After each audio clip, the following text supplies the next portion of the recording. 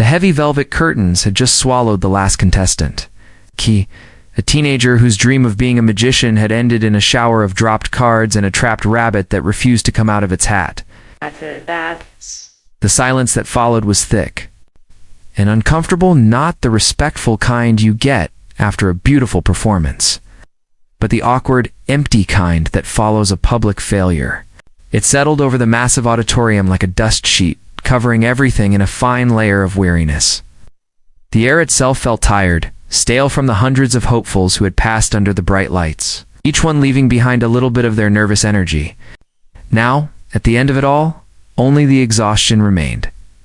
At the long, polished table facing the stage, the three judges sat like statues. The man at the far end, a world-famous concert pianist known for his sharp ear and even sharper tongue, let out a sigh that seemed to start from the soles of his feet. It was a deep, bone-weary sound, full of disappointment. He wasn't just tired of the long day, he was tired of the lack of magic. He'd spent his life chasing the perfect note, the flawless performance that could make a roomful of strangers hold their breath.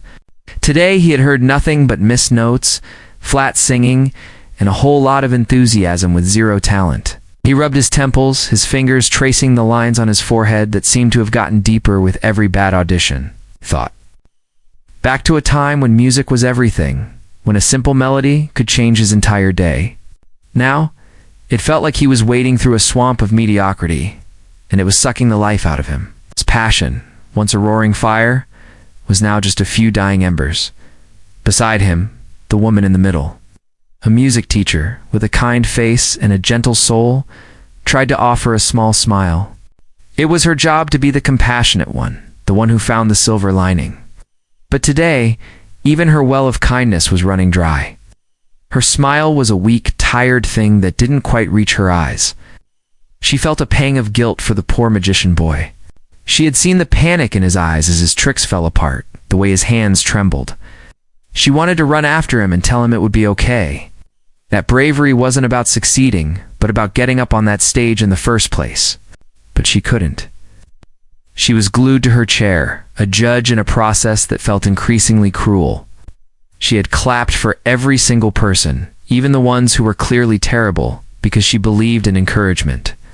But after 10 hours, her hands felt sore and her heart felt heavy. She was finding it harder and harder to see the potential, to find the spark she was looking for. She just wanted to go home, put on a kettle of tea, and forget the sound of a single off-key piano for a while. The third judge, the youngest of the trio, was a successful record producer. He was the one who was supposed to find the next big star, so one with the look, the story, and the sound that could sell millions. Right now, he was slumped so low in his chair he was almost sliding onto the floor. He wasn't looking at the stage or his fellow judges. His eyes were glued to his phone, his thumb endlessly scrolling through a feed of unrelated happy lives. He was looking for an escape. For him, this wasn't about art or passion. It was about product. And today's inventory had been absolute garbage. He had seen singers who couldn't carry a tune, dancers with 2 left feet, and more bad poets than he ever thought existed. He was thinking about the emails piling up in his inbox, the artists he actually worked with who needed his attention. Every minute spent in this chair felt like a waste of his time and money. He let out a quiet yawn, not even bothering to cover his mouth. He was past pretending to be interested. The man at the end, the pianist, finally broke the silence. He didn't look at the others, just stared at the empty stage. "How many more are left?" he asked, his voice rough and dry. It wasn't really a question, it was a plea. Stage manager, a young woman with a headset peeking out from behind her hair, looked at her clipboard, and then back at the judges with a sympathetic wince. "You have 3 more scheduled for today, sir," she said softly. 3. The number hung in the air like a death sentence. The 3 judges exchanged a look. It was a look that said it all. It was a shared, unspoken agreement that they had reached their limit. The producer just shook his head almost invisibly, a tiny, hopeless gesture. The music teacher's shoulders slumped a little further. The pianist, the harshest critic of them all, simply picked up his pen and poised it over his evaluation sheet. He was already planning to write a quick, polite no for the next 3, to get it over with. The spark of discovery they had all felt at the beginning of the day was completely gone. They were just going through the motions, ready to quit. Ready to call it a day and declare the entire search a failure? The big, beautiful hall, which was supposed to be a place of dreams, now felt like a courtroom where hope came to die. They were just waiting for the final sentences to be handed down.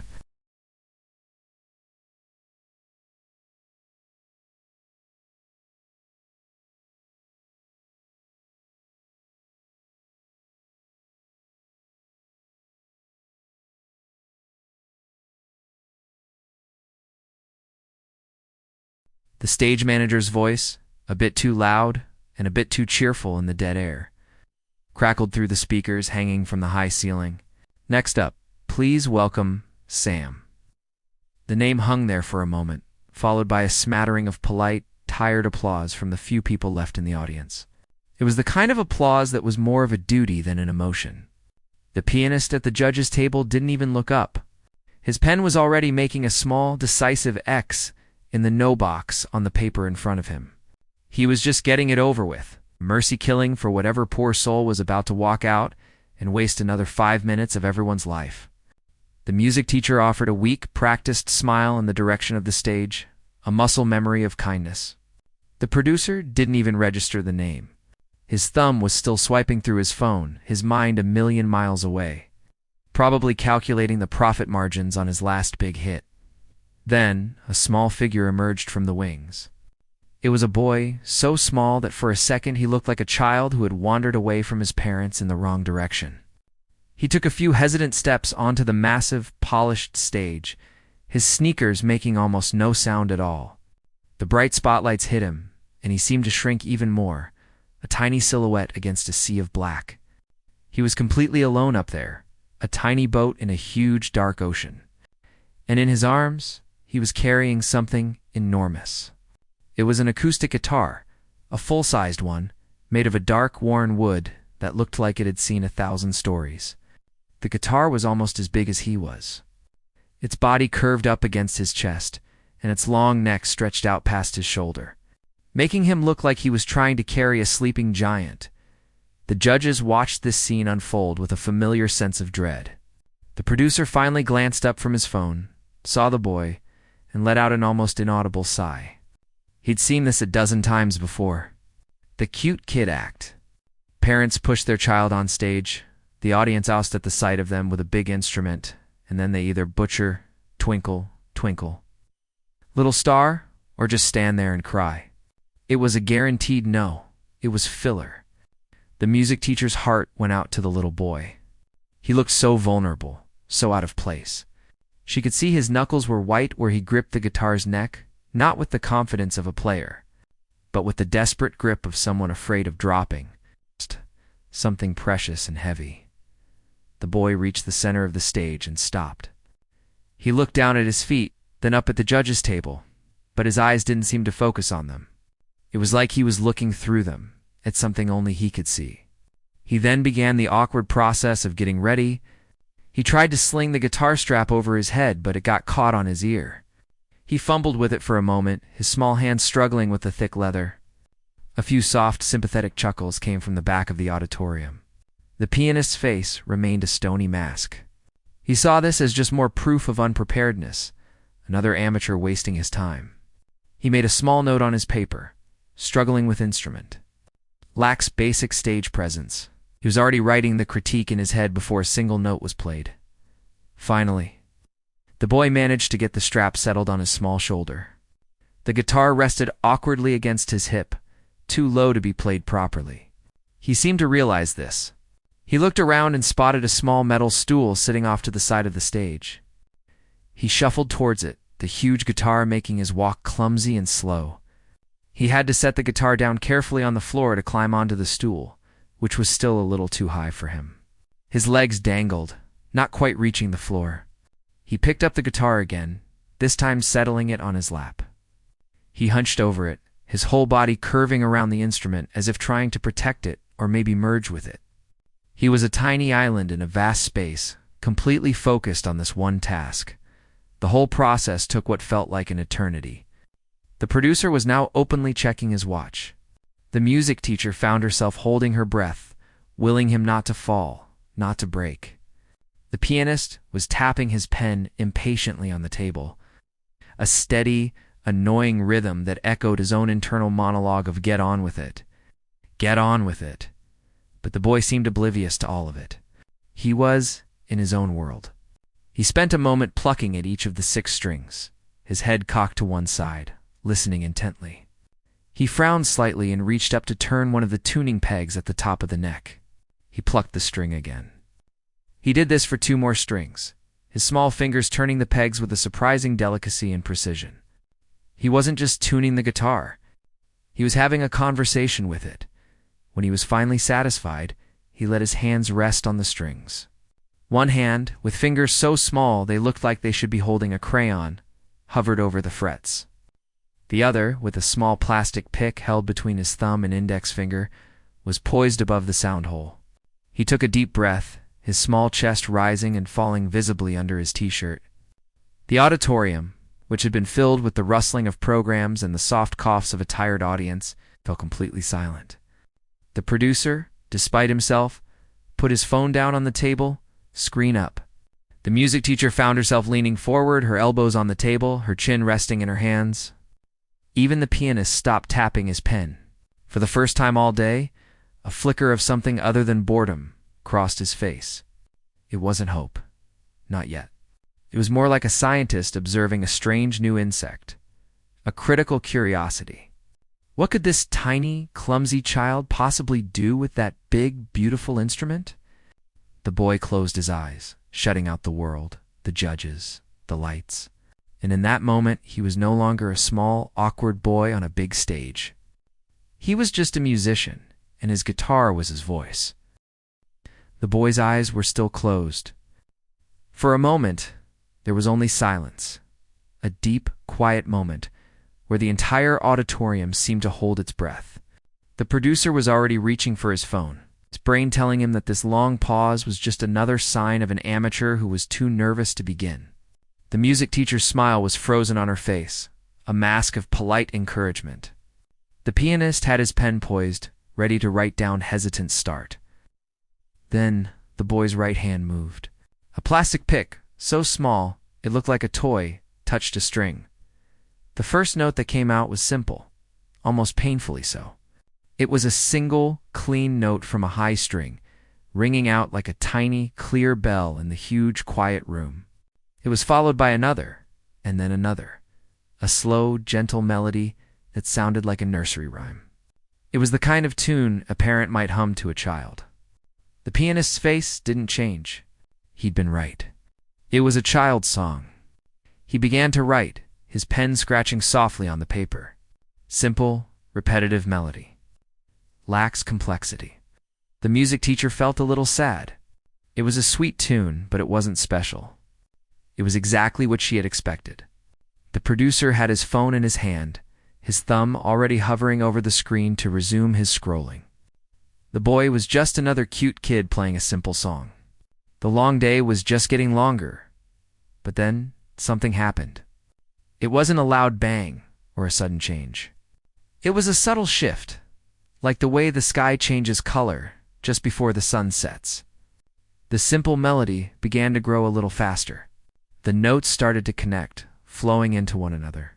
The boy's left hand, which had been still, began to move up and down the neck of the guitar. His fingers, which had looked so small and clumsy, now seemed to have a life of their own. They danced across the frets, pressing down on the strings with a speed that was almost impossible to see. The gentle nursery rhyme began to twist and turn, growing more complex, more interesting. It was like watching a tiny seed sprout and grow into a vine with incredible speed. Wrapping itself around the room, the producer's thumb froze. He looked up from his phone, his eyes narrowing. The music teacher leaned forward, her head tilted. The pianist's pen stopped moving, lifted a millimeter above the paper. The simple tune was gone, and in its place was something else entirely. It was a story told in notes. It started to get faster, the rhythm becoming more and more exciting. It was like a horse starting to gallop, slowly at first, then faster and faster, until it was at a full sprint. The boy's body started to move with the music. He was no longer a still statue hunched over his guitar. He was swaying from side to side, his whole upper body moving with the rhythm. His foot, dangling from the stool, began to tap out a beat on the leg of the stool. Suddenly the sound changed again. The boy's right hand, which had been gently strumming, came down on the strings with a new kind of energy. It was a sharp, rhythmic strumming, a flurry of notes that was like a sudden rainstorm on a tin roof. The sound was full and loud, filling every corner of the massive hall. This was no longer a gentle melody. This was a fiery, passionate dance. The producer's phone slipped from his fingers. It didn't make a loud noise, but a soft thump as it hit the table with its screen facing up. He didn't notice. His eyes were wide, his mouth slightly open. He was a producer, and he knew talent. He knew what sold. And he was listening to something that could sell 1,000,000 records. The music teacher's hand went to her heart. She could feel it beating fast, in time with the frantic, beautiful music coming from the stage. She wasn't just hearing notes anymore. She was hearing joy and sadness and anger and love, all mixed together in a way that didn't need any words. She saw the boy's face, his eyes still closed, his brow furrowed in concentration. He wasn't just playing the guitar. He was feeling every single note. It was as if the guitar was a part of him, and he was pouring his entire soul out through its wooden body. A single tear escaped her eye and rolled down her cheek. She didn't wipe it away. She just watched, completely captivated. The pianist was in shock. He had spent his entire life studying music, understanding its structure, its theory, its very soul. He could break down any piece of music, tell you exactly what made it work. But what he was hearing now, it broke all the rules. It was technically perfect.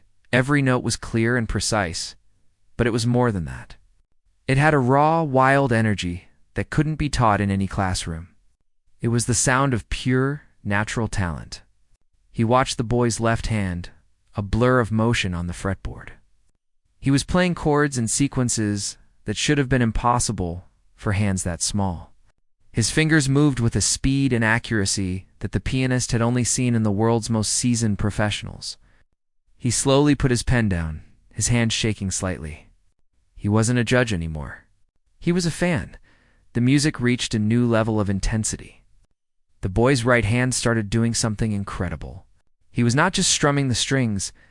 He was hitting the body of the guitar with his palm, creating a deep, percussive thump that sounded like a drum. He was tapping on the side of the guitar with his fingers, creating a sharp, clicking sound. He was playing the melody, the rhythm, and the percussion, all at once, all by himself. The sound was so full, so rich, it was like an entire band was hidden inside that one wooden box. The audience, which had been so quiet and tired, was now completely still. Everyone was leaning forward, their faces lit by the stage lights. Their eyes locked on the small boy who was creating a universe of sound with just 6 strings and a piece of wood. He was a one-man orchestra, a tiny giant of music. The performance was reaching its peak. The melody was soaring, the rhythm was driving, and the percussive beats were like a heartbeat, fast and strong. The boy was swaying wildly, his whole body lost in the music. His hair was damp with sweat, and his face was flushed with effort. But he never missed a note. Every single sound was perfect, placed exactly where it needed to be. It was the most beautiful, most exciting, most mind-blowing thing the 3 judges had ever heard. They had come in tired and cynical, ready to give up. But now, they were sitting on the edge of their seats, their hearts pounding, their minds blown. They were witnessing a miracle. Then, as suddenly as it had started, it began to slow down. The frantic rhythm softened, the fiery melody cooled down. The complex layers of sound began to peel away one by one until only the main melody was left. But it wasn't the simple nursery rhyme from the beginning. It was the same tune, but it sounded different now. It sounded wiser, like it had been on a long, incredible journey and was finally coming home.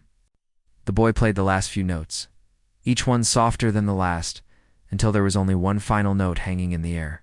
It was a single, perfect sound, clear and pure and full of emotion. It echoed in the silence of the auditorium, getting quieter and quieter, till it faded away into nothing, and then there was silence. A complete, total, absolute silence. No one moved.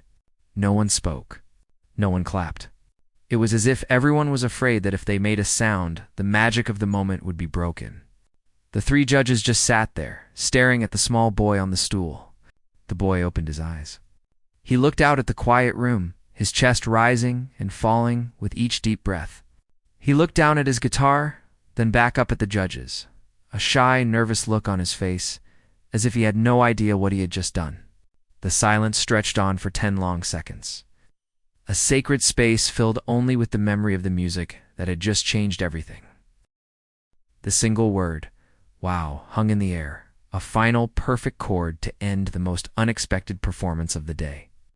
The boy's face, which had been a mask of nervous concentration, broke into a wide, brilliant smile. It was the kind of smile that could light up a whole city, a pure, unguarded expression of happiness that seemed to make the spotlights shine even brighter. He looked down at his guitar, then back at the judges, as if to make sure he had heard them correctly. The producer was already standing, clapping with a new kind of energy. Not just polite applause, but a rhythmic, genuine appreciation. The music teacher was dabbing her eyes with a tissue, a huge, proud smile on her face. Even the pianist, the man who seemed carved from stone, was clapping slowly, a look of profound respect on his face. The audience was still on its feet, the roar of their approval washing over the stage like a warm wave. The stage manager, a young woman who had looked bored and tired just minutes before, now had tears in her eyes as she walked onto the stage. She didn't say anything, just put a gentle hand on the boy's shoulder and guided him towards the side of the stage. As he walked away, carrying the huge guitar that now seemed like a part of him, he turned and gave the judges one last, shy wave. The three judges watched him go, none of them speaking. The long, painful day was forgotten. The fatigue, the cynicism, the desire to quit had all been washed away by a flood of incredible music. The producer looked at the other two, his eyes wide with excitement. "Did that just happen?" he asked, his voice full of wonder. The music teacher could only nod, still too moved to speak. The pianist just shook his head, a small, amazed smile on his lips. They had come looking for talent, and they had found a legend in the making. That night, the video of the boys' performance was uploaded to the competition's website. It was just another clip in a long line of auditions posted without much fanfare. But the internet has a way of finding magic. Someone shared it, then someone else shared it. By morning, the video had gone viral. It wasn't just being shared on music forums. It was everywhere. News sites with headlines like, "The 8-year-old who stunned the world and judges ready to quit, then a miracle happened," were popping up all over the world. People who didn't know anything about guitars were sharing the video, talking about the emotion, the story it told. It was one of those rare moments where the whole world seemed to stop and appreciate the same beautiful thing. The comment sections were filled with thousands of messages, not just praising the boys' skill, but talking about how the performance had made them feel. It had made them cry, it had given them chills, it had reminded them of the power of pure, unfiltered passion. A few days later, a local news channel did a follow-up story. They went to the boys' home, a small, modest house in a quiet neighborhood. They interviewed him and his father, a large, gentle man with calloused hands and a warm smile. The father worked as a construction worker, a hard physical job that left him tired at the end of the day. He told the reporter that playing the guitar was always his hobby, his way to unwind. He'd pull out his old acoustic guitar and play a few simple chords after dinner just to relax the day's stress away. He never thought of himself as a serious musician. It was just something he did for himself. The most touching part of the interview was when the father talked about his son. He was always a quiet kid, the father said, his voice soft. He didn't talk much. Not because he couldn't, but he just seemed to live in his own world. We were a little worried, you know? Teachers would say he was shy, that he had trouble connecting with the other kids. He would just sit by himself and listen, explain that his son became fascinated with the guitar. From the time he was a toddler, he would sit quietly on the floor and watch his father play, his eyes wide with focus. He never asked for lessons. He just listened. Then, One day, the father came home from work and heard music coming from his son's room. He thought his wife had put on a record. But when he peeked inside, he saw his son, just 5 years old at the time, holding his father's guitar. He wasn't just randomly strumming. He was playing one of the simple songs his father often played. He was playing it by ear, note for note. That's when I realized, the father said, his voice thick with emotion. The guitar wasn't just a toy to him. It was his voice. All those things he couldn't say, all those feelings he kept inside, they were all in there. In the music, the father had bought him his own guitar, and the boy had barely put it down since. He taught himself everything, watching videos online, listening to old records, and spending hours every day just figuring it out on his own. The guitar was his best friend, his confidant, and his way of speaking to the world. When the 3 judges saw this interview, it put the boy's performance into a whole new perspective. The pianist watched the story on his tablet in his quiet, elegant apartment, surrounded by awards and priceless instruments. He thought about all the years he had spent, the discipline, the rigorous training, and then he thought about that little boy who had found his own way, driven by a pure, internal need to express himself. He felt a deep sense of humility. He realized that true art wasn't just about perfect technique. It was about having something to say. The music teacher watched the interview and wept, understanding now that the boy's music was a conversation he had been having with the world for years, and they were only just now learning how to listen. And the producer, the man who was always looking for a marketable story, realized he had stumbled upon something much more real and much more powerful. He had a meeting scheduled with the boy's father for the next day, not to talk about contracts and fame, but to talk about how to protect this incredible gift and help it grow. The story of the 8-year-old with the guitar too big for his body became an inspiration. It was a reminder that sometimes the most incredible things come from the quietest places. For the judges, that day at the audition became a defining moment in their careers.